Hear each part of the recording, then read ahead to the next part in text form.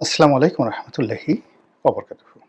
সম্মানিত দর্শক, বর্তমানে যে রাজনৈতিক বাস্তবতা, সেই রাজনৈতিক বাস্তবতায় মাঠের যে সকল স্লোগান রয়েছে, রাজনৈতিক স্লোগান, সেই রাজনৈতিক স্লোগানের মধ্যে একটি ধর্মীয় স্লোগান, এটি এখন আলোচনা সমালোচনার কেন্দ্রে চলে এসেছে। প্রত্যেকটি রাজনৈতিক দলেরই আলাদা আলাদা একটা স্লোগান থাকে। দুনিয়ার মজদুর এক হও।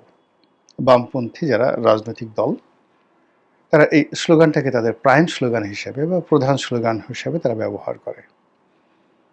আওয়ামী লীগ জয় বাংলা, জয় বঙ্গবন্ধু, বাংলাদেশ জিন্দাবাদ, এটা বিএনপি ব্যবহার করে। এইভাবে প্রত্যেকটি রাজনৈতিক দলেরই আলাদা আলাদা স্লোগান রয়েছে। জামাত এবং ইসলামিক যে অন্য সব দলগুলো রয়েছে, অল ইসলামিক পার্টিস, তারা নারায়ে তাকবীর, আল্লাহু আকবার, এই স্লোগানটিকে তাদের পলিটিক্যাল স্লোগান হিসেবে ব্যবহার করে। কিন্তু আবহমান বাংলায় নারায়ে তাকবীরটি এটি কোনো রাজনৈতিক স্লোগান হিসেবে আমি অন্তত ৭০-এর দশকে, ৮০-র দশকে দেখিনি। এই দুটো দশক মানে ২০ বছর টানা আমি বলতে পারি আমি দেখিনি। এখানে it's a one sort of inspiration, মানুষকে উৎসাহ দেওয়ার জন্য, কৃতজ্ঞতা প্রকাশ করার জন্য, মানুষকে ঐক্যবদ্ধ করার জন্য ইন জেনারেল নারায়ে তাকবীর যে শব্দটি, এটি সার্বজনীনভাবে আমাদের আবহমান বাংলায় ১৯৭০ থেকে ১৯৯০ পর্যন্ত ব্যবহৃত হয়ে আসছে। এটি কোনো দলের তাকবীর নয়। যেমন দেখা গেল একটা বিয়ের অনুষ্ঠান, একটা পুরস্কার বিতরণী অনুষ্ঠান, একটি স্পোর্টস অনুষ্ঠান, যেখানে মুসলমানরা সংখ্যাধিক্য। তো একটি মাহফিল, বিয়ের অনুষ্ঠান হলো বা অন্য কোনো ধরুন জলসা, তো সেখানে যিনি বক্তব্য দিচ্ছেন তার বক্তব্য দেওয়ার সঙ্গে সঙ্গে মাশাল্লাহ, সুবহানাল্লাহ, আল্লাহু আকবার, এই শব্দগুলো আমাদের কৃষ্টি এবং কালচার, যেটিকে তাহাজিব তমদ্দুন বলা হয় উর্দুতে। তো এগুলো আগে ছিল না, কিন্তু কবি নজরুল মানে আমাদের এই বাংলার সঙ্গে উর্দু, হিন্দি, ইংরেজি, ফার্সি এমনভাবে মিশিয়ে দিয়েছেন যে কোনটা যে আরবি, কোনটা যে বাংলা আর কোনটা যে উর্দু, এটা বোঝার উপায় নেই। এই যে সংস্কৃতি, তাহাজিব এবং তমদ্দুন, এটার একটা অঙ্গ হয়ে গেছে, বাঙালির সংস্কৃতির অঙ্গ হয়ে গেছে আল্লাহু আকবার, নারায়ে তাকবীর। এর কারণ হলো শতকরা ৯০% মুসলমান, মানে সে প্রতিদিন আল্লাহু আকবার শুনছে ৫ বার করে, মানে ৫ বার আজানের মধ্যে সে আল্লাহু আকবার শুনছে, নামাজের মধ্যে আল্লাহু আকবার শুনছে, তেলাওয়াতের মধ্যে আল্লাহু আকবার শুনছে। অর্থাৎ ঘুরে ফিরে ১৮ কোটি মানুষ ইচ্ছায় অনিচ্ছায়, জানতে অজান্তে অন্ততপক্ষে ১০০ বার প্রতিদিন তাকে আল্লাহু আকবার শব্দটি শুনতে হচ্ছে। আমাদের এই সংস্কৃতির কারণে মাইকে আজান হচ্ছে, মাহফিল হচ্ছে, গ্রামে কোনো একটা অনুষ্ঠান হচ্ছে, তারপরে মসজিদে যারা যাচ্ছে তারা তো আরও অনেক বেশি, মোর দ্যান 100 টাইমস সেজদার সময়, রুকুতে ওঠার সময় আল্লাহু আকবার যে শব্দ, এই শব্দের সঙ্গে তারা শুনছে। ফলে এটা এরকম রিদম তৈরি করেছে মানুষের মনে। এটা কোনো রাজনৈতিক স্লোগান হতে পারে না, এটা একটা সার্বজনীন সংস্কৃতি, জীবনের অঙ্গ হয়ে গেছে। বসন্তে যেমন কোকিলের শব্দ অনিবার্য, তারপরে মেঘমুক্ত আকাশে সূর্যের আলো যেভাবে অনিবার্য, মেঘমুক্ত আকাশে পূর্ণিমার আলো যেভাবে অনিবার্য, তেমনি শতকরা ৯০% মুসলমানদের জীবনে আল্লাহু আকবার যে শব্দটি, এই শব্দটি একটা সার্বজনীন শব্দে পরিণত হয়েছে। এখন এই শব্দের সঙ্গে আবার অতিরিক্ত নারায়ে তাকবীর। তো নারায়ে তাকবীর মানে জোরে বলো বা জোরে মানে আওয়াজ তুলো, একত্রে আওয়াজ তুলো, এরকম একটা শব্দ নারায়ে তাকবীর। তো এই তাকবীর মানে আপনাকে যে কোনো একটা বিষয়ে ঐক্যবদ্ধ হওয়ার জন্য বলতে বলা হয়েছে যে এই জিনিসটা বলো, আহ্বান। কি সেটা? আল্লাহু আকবার, আল্লাহ মহান, আল্লাহ এক, আল্লাহ অদ্বিতীয়, আল্লাহ সর্বশক্তিমান। এটা হলো প্রথমত মুসলিম কৃষ্টি কালচার, এবং মুসলিম কৃষ্টি কালচারের সঙ্গে এই শব্দটি বাংলা হয়ে গেছে এখন।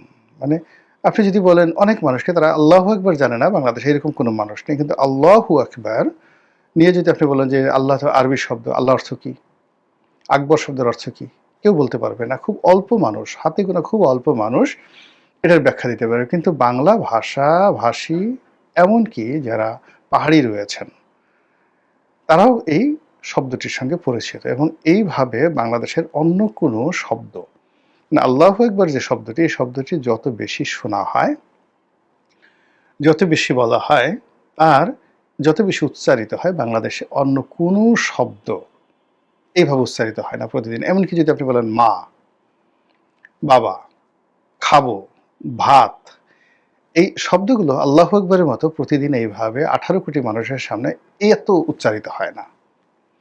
তো যেই জিনিসটি আপনার জীবনে সবচেয়ে বেশি উচ্চারিত হয়, বেশি ব্যবহৃত হয়, ওটা আপনার জীবনের অঙ্গ, সংস্কৃতির অঙ্গ, সাহিত্যের অঙ্গ, ওটাই আপনার জীবন। তো সেই দিক থেকে আল্লাহু আকবার আপনি যেভাবে বলেন না কেন, বাংলাদেশের সাহিত্য এবং সংস্কৃতিতে এটি একটি অবিচ্ছেদ্য অঙ্গ হয়ে গেছে, আমাদের জীবনের অন্য যে কোনো শব্দের মতো। এখন আসেন যে এটা নিয়ে আমরা ইদানিং অ্যালার্জি দেখাচ্ছি। ভালো কথা। যেমন একটা সময় মুক্তিযুদ্ধের সময় এই জয় বাংলা শব্দটি এরকম অনিবার্য হয়ে পড়েছিল বাঙালি সংস্কৃতির কারণে, যুদ্ধের প্রয়োজনে, মানুষের রাজনৈতিক আশা আকাঙ্ক্ষার প্রয়োজনে জয় বাংলা শব্দটি অনিবার্য হয়েছিল। কিন্তু আওয়ামী লীগের বাড়াবাড়ি, আওয়ামী লীগের এই জয় বাংলা শব্দটি নিয়ে টানাটানি এবং এই শব্দটিকে ওন করার কারণে দেখা গেল আওয়ামী বিরোধী যারা শক্তি রয়েছে, এরকম একটা নিখাত, খাঁটি, তদ্ভব বা তৎসম বাংলা, সেই প্রমিত বাংলার একটি শব্দ নিয়ে মানুষের অ্যালার্জি। জয় বাংলা মানে আওয়ামী লীগ, জয় বাংলা মানে খারাপ, জয় বাংলা মানে শেষ করে দেওয়া, জয় বাংলা মানে একেবারে কবরে পাঠিয়ে দেওয়া। তো এরকম আল্লাহু আকবার যে শব্দটি, এই শব্দটির অনিবার্যতা, এই শব্দটির সার্বজনীনতা, এটি যখন ধড়িবাজ, ধান্দাবাজ, রাজনৈতিক কর্মে, তারপরে বিভিন্ন মাহফিলে, বিশেষ করে যেখানে ওয়াজের নামে মানে অনেক কিছু হয়, যেমন ডিজে হয়, মানে যারা ডিজে গান গাচ্ছে ওয়াজের ময়দানে, জিকির করছে, আস্কার করছে, তার প্রতিপক্ষ আবার তাদেরকে ডিজে বলছে। আবার অন্য পক্ষে যারা ওয়াজের নামে ওহাবিবাদ ছড়াচ্ছে, তাদেরকে বোঝায় কাফের, মুনাফেক ইত্যাদি ইত্যাদি। তো এই সমস্ত জায়গাতে যেখানে বিতর্ক তৈরি হচ্ছে, সেখানে যখন আল্লাহু আকবার শব্দটি উচ্চারিত হয়, তখন এটার মর্যাদা হানি হয়, সম্মান হানি হয়। এখানে ধর্মীয় ভাবগাম্ভীর্য, মানে আল্লাহু আকবার শব্দটা এমন, সুবহানাল্লাহ, তারপরে আল্লাহু আকবার, আলহামদুলিল্লাহ, এই শব্দগুলোর একটা ধর্মীয় গুরুত্ব এবং মর্যাদা রয়েছে। এটা বিশাল ব্যাপার। কিন্তু তার বাইরেও আমাদের মধ্যে একটা সময় যেমন দেখা গেল, আমি এটা 70 দশকের প্রথম দিকে দেখেছি, 75-76 সন পর্যন্ত, এরপরে এটা এতটা নয়। সেটা হল ইয়া আলী। মানে আল্লাহু আকবার যেভাবে সার্বজনীন, ইয়া আলী মানে দেখা গেল কিছু হইলে মানুষের মধ্যে ইয়া আলী এই কথা বলে তারা ঝাঁপিয়ে পড়তে এসছে, মানে রিদম অফ এনার্জি, শক্তি যোগানোর একটা মাধ্যম। ইয়া আলী, জোরে টান দিতেছি ইয়া আলী।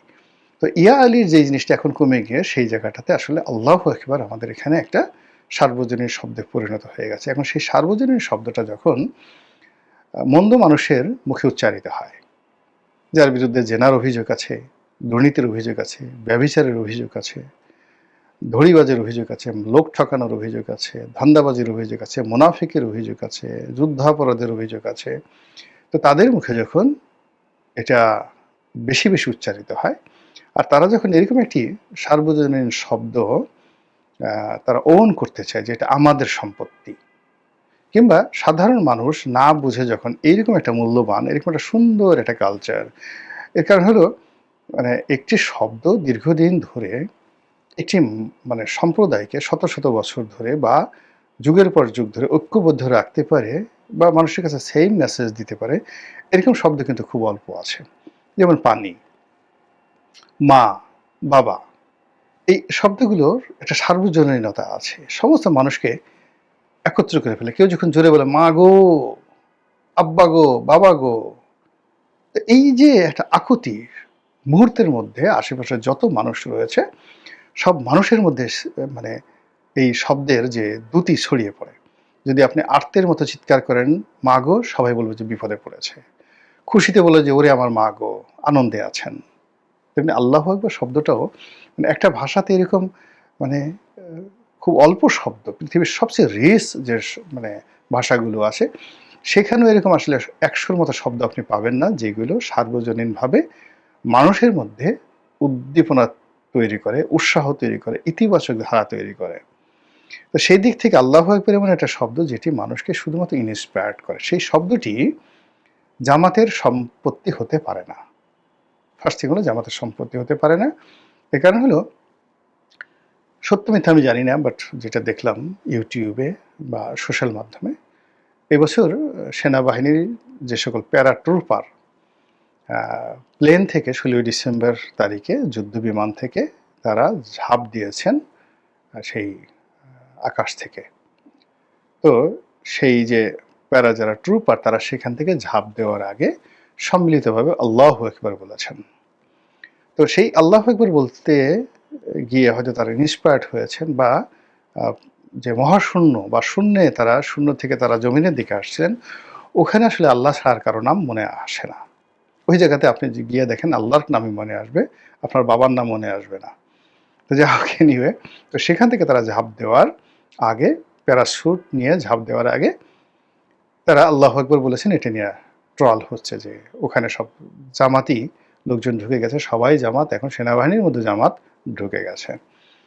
তো এই বিষয়গুলো নিয়ে মূলত আমার যতটুকু দায়িত্ব ততটুকু বললাম আল্লাহু আকবার শব্দ নিয়ে। কিন্তু এখানে যারা এই কর্মকাণ্ড করেন তাদেরকেও কিন্তু বুঝতে হবে।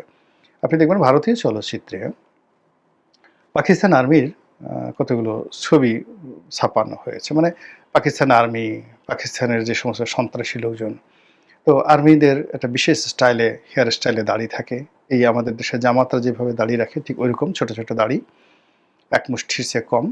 এরপর ক্লিন শেভ, মানে এই জায়গাতে এইভাবে দেখেন এই পর্যন্ত মানে একদম শেভ করা থাকে, মোচটা কামানো থাকে। আমি সাধারণত আমি হাত দিয়ে বুঝাই না, বাট আপনাদের বোঝার জন্য বুঝালাম। তো এইভাবে হিন্দি চলচ্চিত্রে পাকিস্তান আর্মির যারা এরকম দুষ্ট লোক তাদেরকে বুঝানোর জন্য এরকম ক্লিন শেভ করা দাড়ি, মানে খণ্ডিত দাড়ি, মোচ থাকে না, তো এরকম দাড়ি। আর যারা সন্ত্রাসী তাদের লম্বা একটু দাড়ি থাকে বা তাদেরও মোচ থাকে না, এবং ওরকম ক্লিন শেভ করা, গালের অংশটা তারা কামিয়ে ফেলে, আর চোখে সুরমা দেওয়া থাকে, টুপিও দেওয়া থাকে, আর ওই হিজাবের মতো একটা রুমাল দেওয়া থাকে।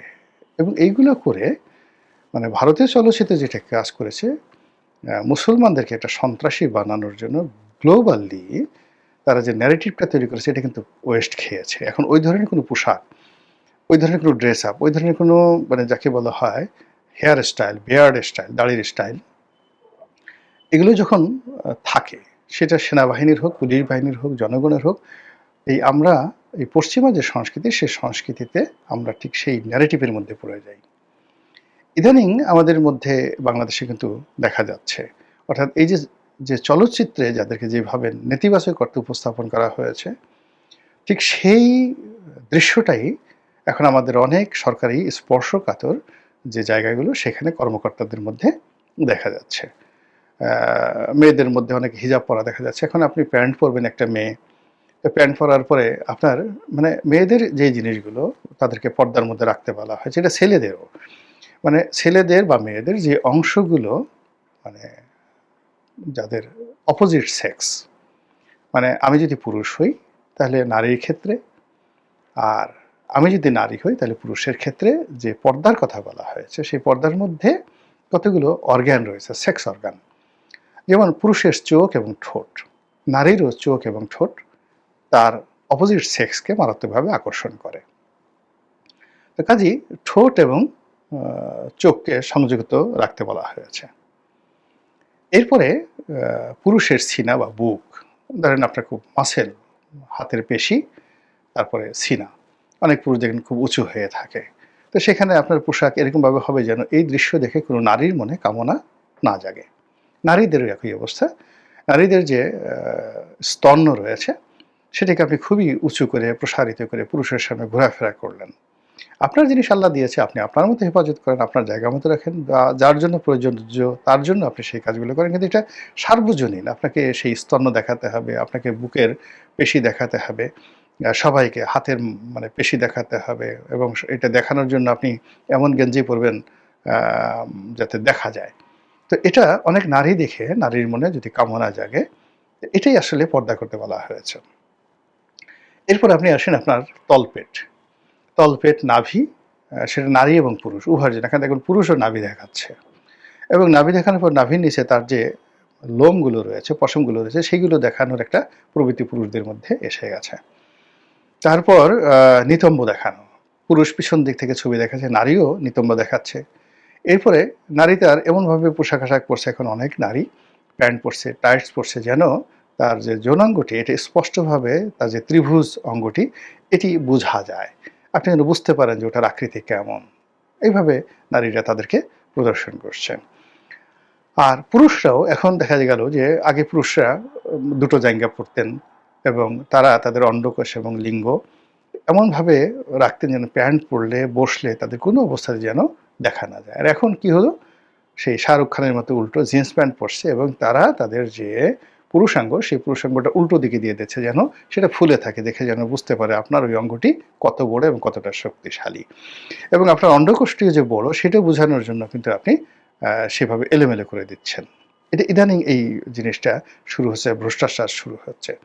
তো সেই দিক থেকে আমি মনে করি যে আপনি যদি হিজাবি হতে চান, মানে তাহলে আপনাকে ওই মূল ব্যাপার হলো যে আপনি প্যান্ট শার্ট পরছেন, নিতম্ব খুব দেখা যাচ্ছে, স্তন্য দেখা যাচ্ছে, স্তন্য আপনি প্রদর্শন হচ্ছেন, আপনি হাঁটছেন, ওগুলো কাঁপছে, মানুষ দেখছে, আর মাথায় আপনি চুল ঢাকার জন্য একটা হিজাব পরে আসলেন।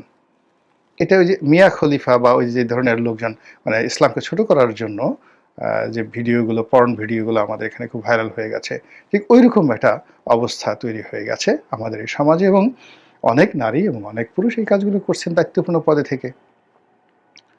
যার যেটা করা উচিত না তার সেই যে কাজগুলো করছেন। ফলে কি হলো, ধর্মকর্ম নিয়ে যারা সমালোচনা করেন, তাদের এই বিষয়গুলো নিয়ে সমালোচনা করার জন্য আরও বেশি সুযোগ হয়ে যাচ্ছে। আশা করি আমার এই বক্তব্য ক্ষমা সুন্দর দৃষ্টিতে দেখবেন। নির্বিকার চিত্রে আমি কথা বলার চেষ্টা করেছি। সেটা যেন আমি আমার পরিবারে, আমার সংসারে, আমার অফিসে, আমার কর্মে আমি অনুসরণ করতে পারি, এবং আল্লাহ রাব্বুল আলামিন যদি এই জিনিসগুলো আপনাদের জন্য কল্যাণ করা হয়, আপনাদের জন্য নসিব করেন। আসসালামু আলাইকুম ওয়া রাহমাতুল্লাহি ওয়া বারাকাতুহু।